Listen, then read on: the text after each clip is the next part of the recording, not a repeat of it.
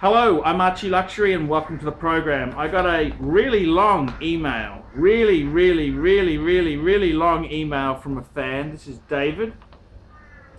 Hey AC3, I thought I'd read it. I recently became a watch enthusiast, to put it mildly, and in the course of my manic review of horological websites in search of knowledge, I naturally discovered Archie Luxury and its irreverent and bombastic host, to my great glee and delight. I originally thought, perhaps naively, that AC3 was a real Brit of aristocratic origin that had fallen from grace, perhaps disinherited and a little down on his luck, but nonetheless in possession genuine knowledge of the finer things in life, and in particular the esoteric surroundings, both vintage and modern timepieces of historical repute.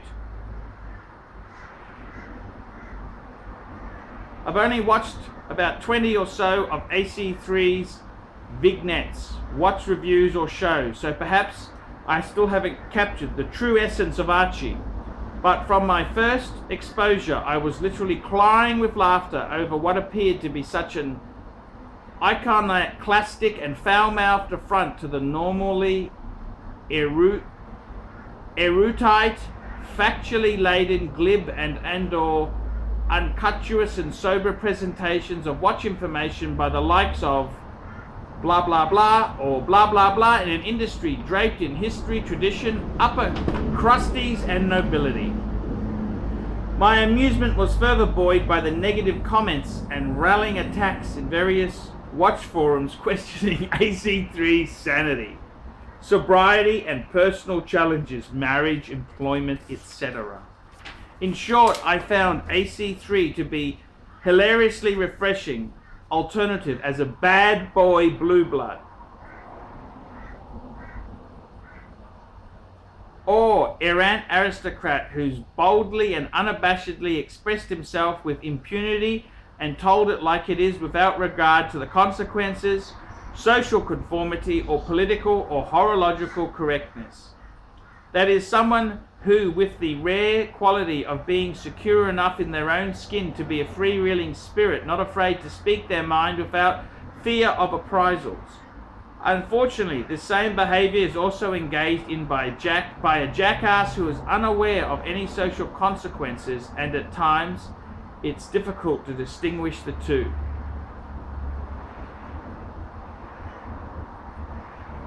These anecdotes for AC3 might be a little excessive, but they do set the stage, so to speak, for the grave disappointment I experienced when I subsequently learned that the blue in the Beast of Brisbane more aptly applied to his collar, not his blood, and that my anti-hero was nothing more than a self-proclaimed method actor known as poor Pluta. You could change that name to Pluta for a little silver lining, who was grinding and winding it out with the mass of humanity. Notwithstanding this disappointment, poor Pluta, AC3 is still quite a likable fucker.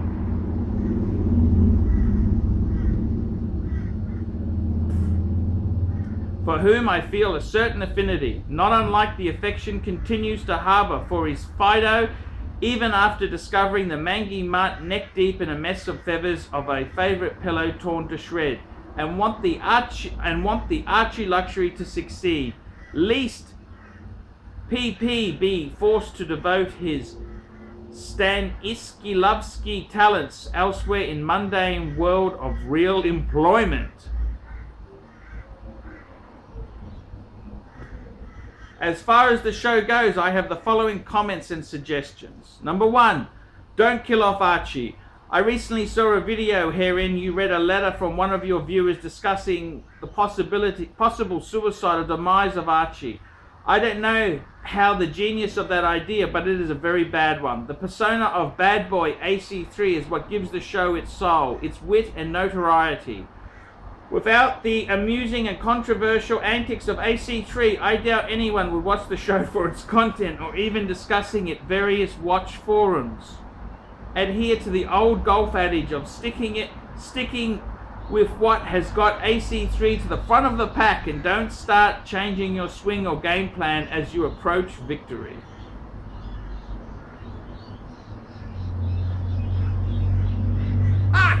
hot. The ash.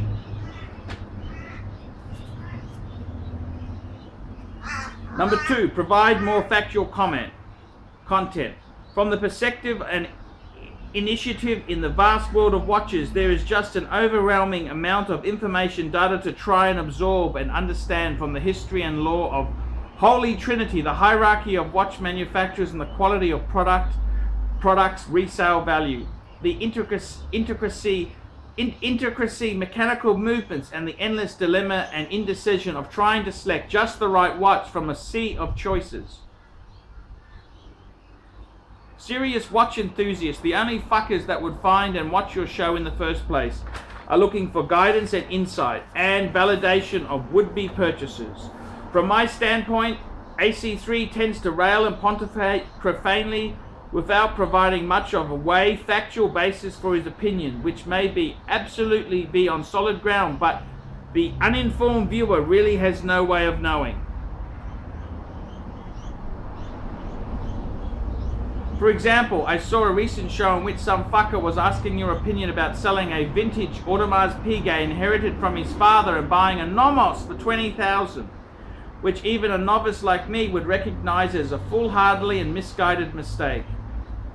Even though AC3 undoubtedly gave him the right advice, it could have included some basic facts as to why the Audemars is so revered, Holy Trinity, technical contributions to horology, long-term value, etc., and some background on Nomos, origin, history, ranking in the watch community.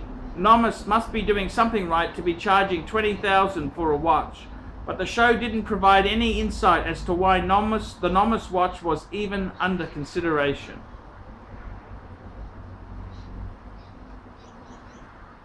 Charge more. Number 3, charge more for your opinions.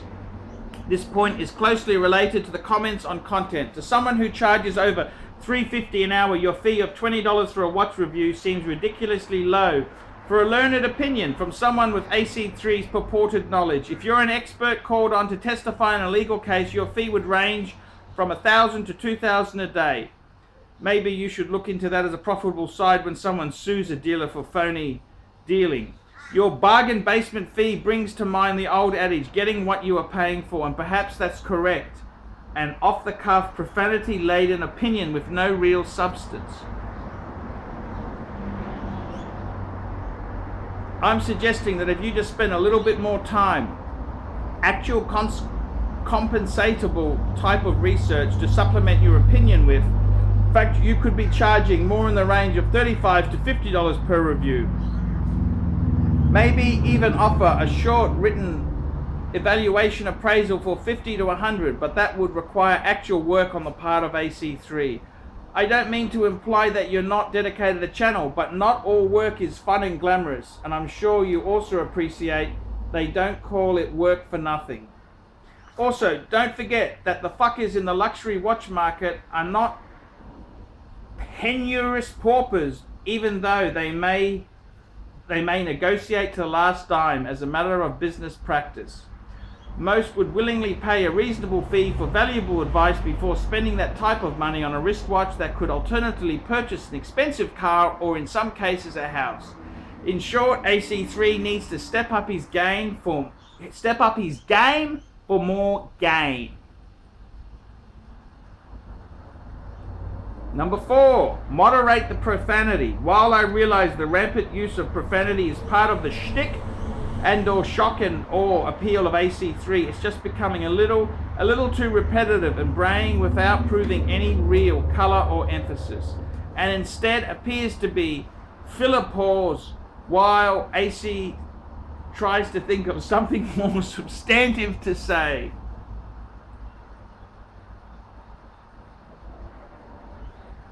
And now for my real request, a comparison and valuation of a Rolex Oyster Perpetual Datejust and a Baumann Mercer Avant-Garde or Monte Carlo. Both purchased in Zurich at the same time for the same price, $1,200. Not a small sum at the time. A story I have dubbed from the fraternal battling emanating from the origins of Rome. Rolex and Remulus, or simply older brother knows best. The background story is that in 1984, on a trip to Switzerland, my older brother asked me to buy him a Rolex, of course, to save money on duty, which I faithfully did at a local jewelry store, and at the same time decided to purchase a watch for myself of equal value. Sibling rivalry has its cost. Without doing any research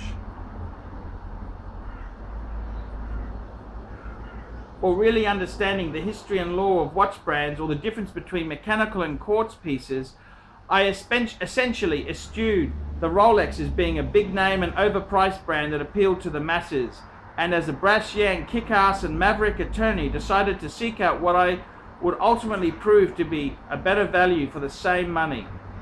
The fact that the model was an avant-garde may have entered into my decision making, but I really don't want to admit something as superficial as image-driven as that. It's been a long time since that event, but I think I simply walked around the store with a salesman in tow as he tried advice as the various brands and prospects that were pleasing to my eye, and ultimately settled on the glitter of diamonds and gold of the brilliant Baum with a sleek and thin case. I believe thin was the rage at the time because I believe they embed the watch with intrinsic value that would withstand the test of time.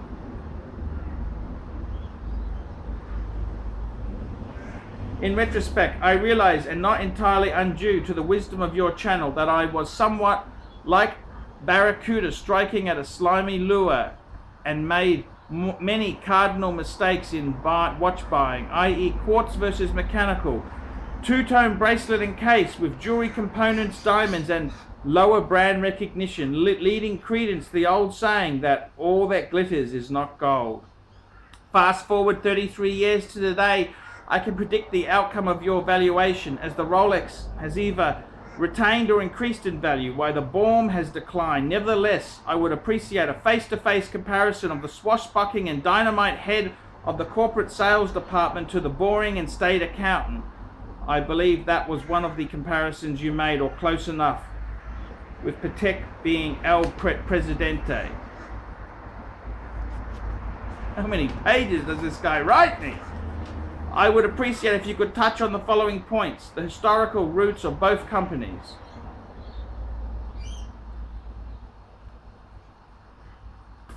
after all, Baum, I believe, is the 7th oldest Swiss watch manufacturer. Their respective contributions to horology and watchmaking, their current status or ranking in the watch world, the current value for both watches, and finally, a little tongue-in-cheek, mention my name as a prominent real estate attorney in Long Beach with a side specialty in consumer fraud related to the sale purchase of bogus high-end watches. Most of this information is not already in the oversized head of AC3, is readily available on numerous websites, and would require a little more than intellectual intensity. I'm thinking 20 to 30 minutes per piece. Also, I've spent a great deal of time trying to find a duplicate of my Baum online, to all to no avail, and I'm not sure whether it is in fact an avant-garde or a Monte Carlo. Perhaps AC3 has other sources or direct contacts at Baum that could clarify the exact model identification. Of course, I'm holding out small hope that the boring Baum may yet still outdo the Rebid Rolex as being a very rare and limited edition with diamond indices, and that Baum would offer a small fortune to reacquire it as a museum piece. Finally, and I know this has been a long email that is probably taxing AC3's concentration, but as Remulus, I would expect the Baum to receive nothing less than a full brunt of one of AC3's raw, ravage and railing reviews. Not that I'm a masochist, but it's in entertainment, and to prove AC3's integrity can't be bought for a mere pence. For some facts in support, if AC3 needs any further information, let me know. And finally, I apologize for the flowery prose to occupational haphazard, and I can't help it. Dave, thank you, Dave. So, wowzers, we've got a really long email there. What do you fuckers think? very interesting points there. He's don't kill off Archie, I think is very good idea. No, let's just quickly summarize. No, I don't think we should kill him off. He's a great character, and he's a great guy out there. Provide more factual content. Yep, I'll look into that. I like to provide the entertainment so that people don't even realize they're learning facts along the way. Charge more for your opinions. Look, I do get a lot of people who give me good tips, so I like to make it accessible for all people who can pay. Obviously, you pay a bit more, I'll give you a bit more time. I read your letter, for example. That was a fucking long thing. Moderate the profanity? Yeah, maybe. I don't know about that. But look, some really great tips for the Archie, and it's really great to see a person of your caliber, Dave, has sent me a 10-page email. Thank you so much. I'm Archie Luxury. Tell me what you fuckers think of that. Fuck, that was long. Great guy, but great guy. We specialize in the repair of Rolex and Patek Philippe watches.